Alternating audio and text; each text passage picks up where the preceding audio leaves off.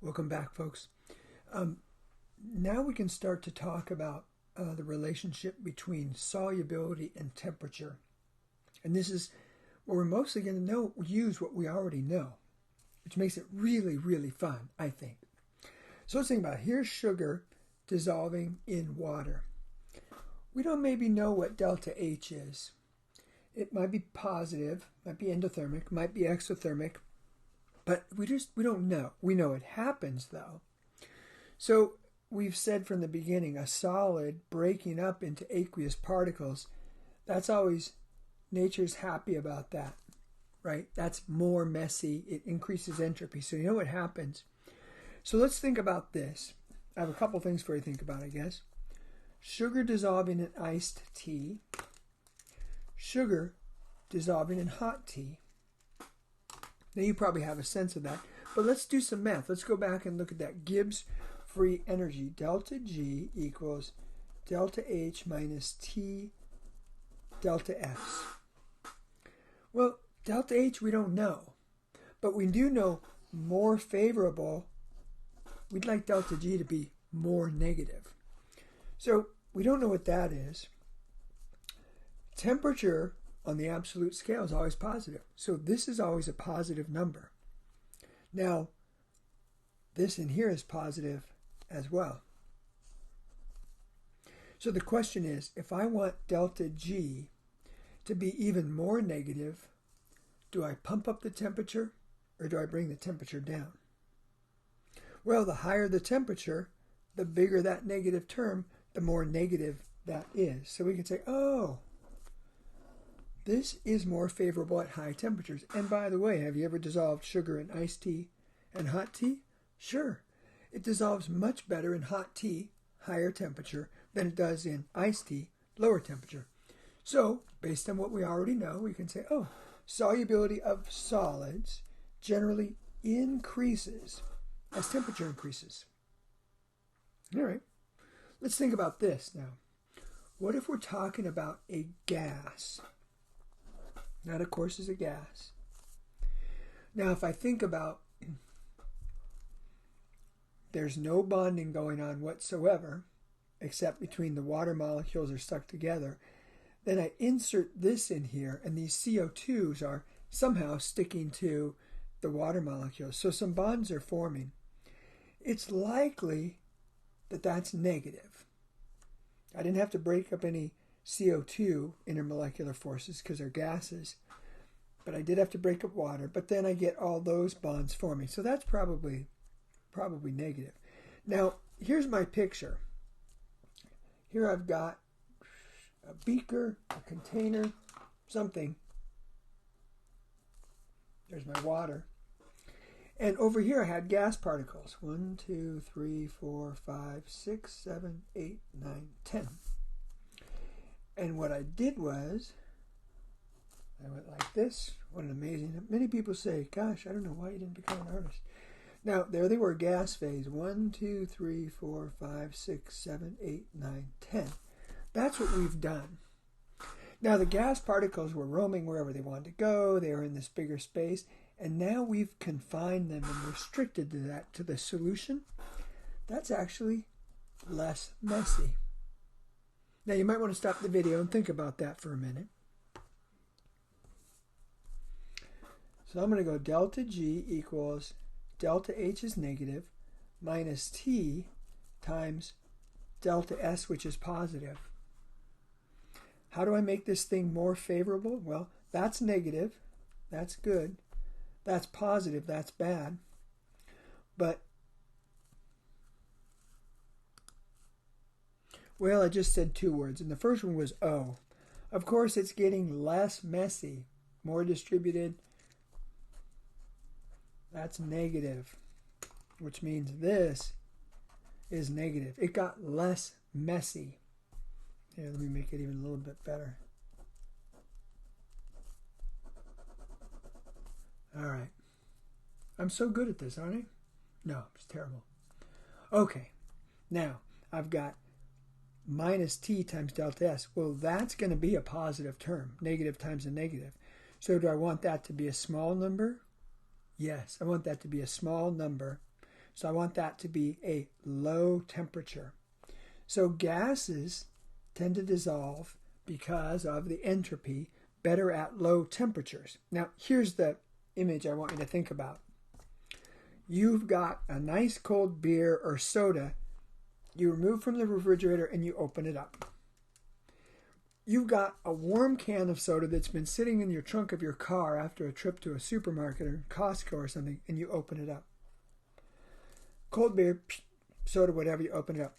Hot, you open it up, it blows up, right? It goes fizzing out. That's because of this business.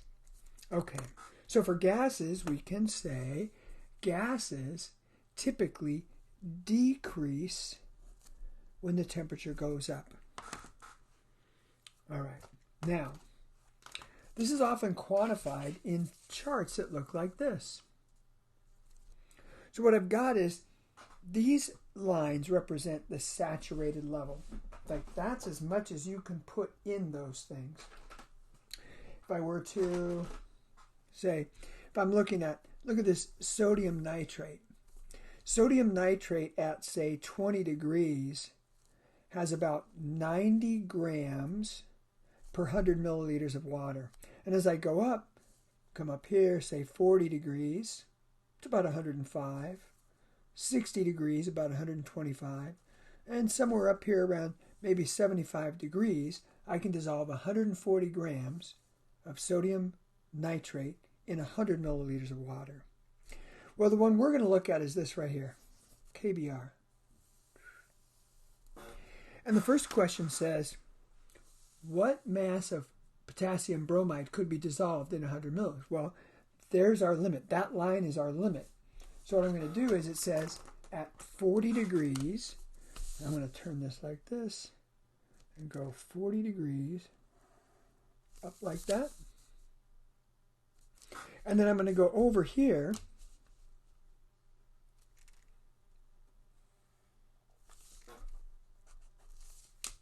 now interpret that. Maybe stop the video and interpret that. How many grams per 100 milliliters of water can I dissolve? Well, I'm sure you stopped the video. At 40 degrees, potassium bromide, I can dissolve about 75 grams per 100 milliliters of water. 75 grams per 100 milliliter of water. Now, if that doesn't make sense, go back, look at the chart, make sense of that. What we find is many students are unable to sort of interpret these charts. So stop at this point and go back and interpret that. Now here's a slightly different question. It says, how much could be dissolved in 50 milliliters of water at 30? Well, I'm going to have to do the same thing. Well, I better go up from 30 degrees and see where I hit that saturated line. Go over here.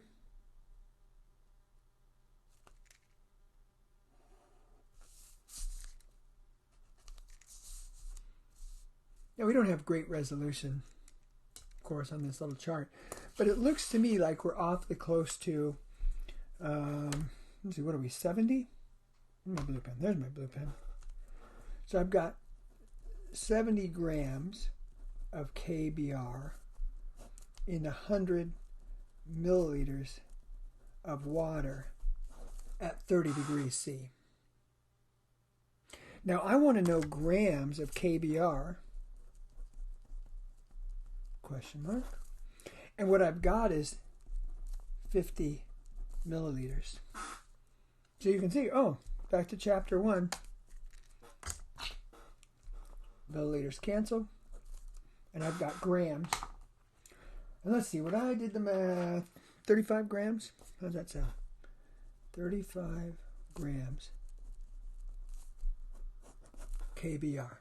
And again, if that doesn't make sense, stop, go back, look at the chart, look at the lines I've drawn there, and interpret that. Don't go on. Let's do one more. It says, what if we took that 50 milliliters and we cooled it down from 30? No.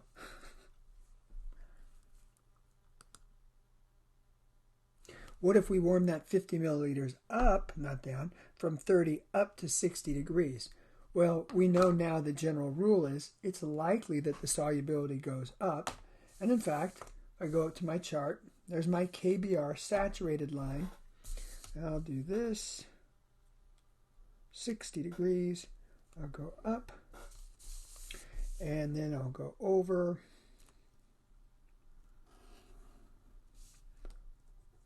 85, 86, something like that. 86, that's a little low. All right, now it says, okay, if you warmed that up, you put 35 grams in 50 milliliters at 30 degrees, it's just saturated. Then you warmed it up to 60 degrees. How much more could we put in? Well, let's see how much it could hold at 60 degrees. So at 60 degrees, from the chart, I am seeing, let's say, 86 grams per 100 milliliters. KBR. That's what I'm seeing on the chart.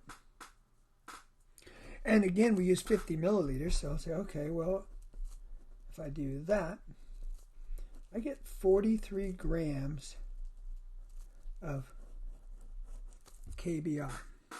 That's how much it could hold at 60 degrees. That same 50 milliliters of water, heat it up, I can put 43 grams of KBR. And it says how much more. Let's just 35 to 43. 43 minus 35 is 8 grams more. This is fairly common, especially like in construction or ag where you're outside and the conditions vary. You don't know what temperature you're going to have. And so there'll be a chart that says, oh, you can dissolve, because you don't want to waste something. You're making a solution. On a warm day, you might be able to make more concentrated, or on a cold day, less concentrated. And again, you don't want to get the concentration wrong because the temperature is not favorable to what you're looking for. Let's look at this again on page 9.11. A little more. These are fun. And I say that every chapter, right? Okay. It says now we've got quite a different number given here. It says, well, why don't I get this straight first? It says, here's the solution you've made at 60 degrees. And it says, is it saturated, unsaturated, or supersaturated? So really what we're talking about is, here's the saturated line right there. If I'm at that line, that's saturated. If I'm up here, I've exceeded that theoretical amount and I'm supersaturated. If I'm below it, no problem, I'm unsaturated. So let's do the math. Now this isn't quite as straightforward because they didn't give us per 100 milliliters. But let's do this. We said from the chart, let's see, at 60 degrees C, it looks like the chart said, what did we see? 86 grams of KBR per 100 milliliter of water. That's saturated. Above that is supersaturated. Below that is unsaturated. Well, the 86 and the 100 might be a little unwieldy. So why don't we do this? 0.86 grams per milliliter. That's what it is. We just did the math. Now let's check and see what we've got in the solution is 12.5 grams in 20 milliliters. And again, we can't compare that. Let's just do the math. When I do the math, I get 0.63 grams per milliliter.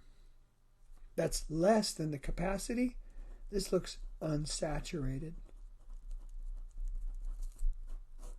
to me. Again, if that doesn't make sense, stop the video, look at this, think about it. Let's do this last question. It says, okay, this was at 60 degrees. You had this. It says, what if you cool it down to 10 degrees? Well, now we've got to go back up to our chart and see what the capacity is at 10 degrees. Go there. Come over here.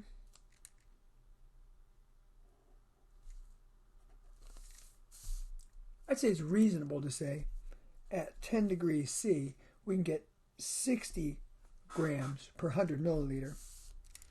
So if I say, okay, my chart says I could have, let's shadow is tough. And move that lamp for the next one. At 10 degrees C, I can get 60 grams of KBr per 100 milliliter, or 0.60 grams per milliliter. That's saturated. That's the amount it can hold. Well, if I come back over here and look at what I had 0.63 grams per milliliter. I cooled it down so its capacity was only 0.60, and it says none of it precipitates out. Well, now 0.63 grams per milliliter is super saturated.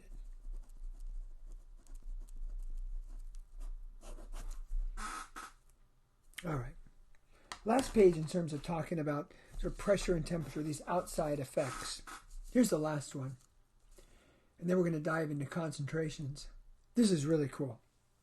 So I have a friend, some hippie friends, they had one of those like homemade soda machines. And literally you can have these different recipes and they give some different flavors. So here's what I'm trying. I'm trying to draw like one of these home hippie soda machine things. And here's my soda bottle. What an amazing drawing. And then here's another soda bottle. Like that. And of course soda is just a solution. So I can think, well, there's the soda. And what I've got here is I've got a pressure gauge.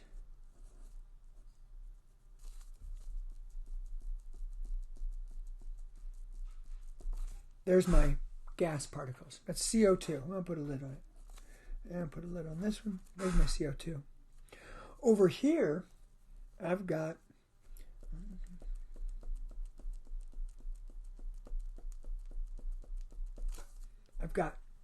a higher pressure. Nice higher pressure. Pressure. 30 psi, 50 psi. There's my two conditions. And down at the bottom of the page, it says the CO2, let's do this, CO2 aqueous in the solution, of course. And then up here is a CO2 gas. And it says the concentration of this dissolved CO2 is 0.36 grams per 100 milliliters. Now here's what I want you to think about. 30 psi, I get 0.36 grams per 100 milliliters. At 50 psi, put a couple more gas particles in to fib a little more there. At 50 psi, do you think this number will be higher or lower? You might stop the video and think about that for a minute. Well, here's the number. Per 100 milliliters with higher pressure above, 0.60. It's higher. And we can say that in general. As the gas pressure above a solution goes up, the concentration of the gas in the solution goes up. So pressure, if we increase pressure, we increase the concentration. Now, sometimes the word is used, we'll say, well, we're increasing the solubility. That's not really correct. We say, well, the solubility is no different, but if I increase the pressure, I can get higher concentration. So we can formally say that. So we'll say, increase the pressure of the gas above the solution results in increased concentration of gas in solution. Now the cool thing is we know why. Same volume, same temperature. The only way I can get the pressure to go up is stuff more particles in there. Well, of course, these particles are bouncing in and out of solution, in and out of solution. If there are simply more particles here, this equilibrium lies where more particles have gone in. It's almost like we're increasing the reactants. And Le Chatelier says, if you put more gas particles there, it'll try to move more gas particles out of there. So one way to think about it is just, let's say it like this. Higher pressure, higher P equals more gas particles.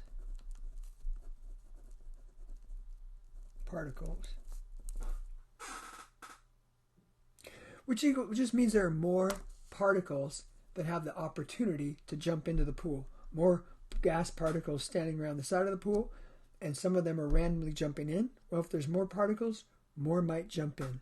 So we'll say more gas going into solution, just because there's more particles. All right. This sort of wraps up the idea of solubility and solutions and all the terms and the sort of mechanisms that we see. The next thing we're going to do this week is very, very practical. We're going to talk about solution concentrations. You're going to deal with this in ag, in construction, in medicine. You are going to see this all the time. So we're going to spend some time on that. And this week we are not doing a quiz. What we're doing instead of a quiz is we're going to do exercise, recitation exercise. Of course, you'll see this in the assignment. I think it's 096A, which is solution concentrations. So you don't have to study for a quiz this week. You don't have to take a quiz this week, but you need to start on that. There's a whole bunch of problems calculating solution concentrations. All right, I'll see you at that next idea, solution concentrations. In my notes, Lodewijk, Vickery, Gray. That's Mike, Jess, and Danielle. Anyway, and then we'll talk about concentrations, and that'll wrap up this week. And it's going to be plenty to do that last bit. All right, see you then.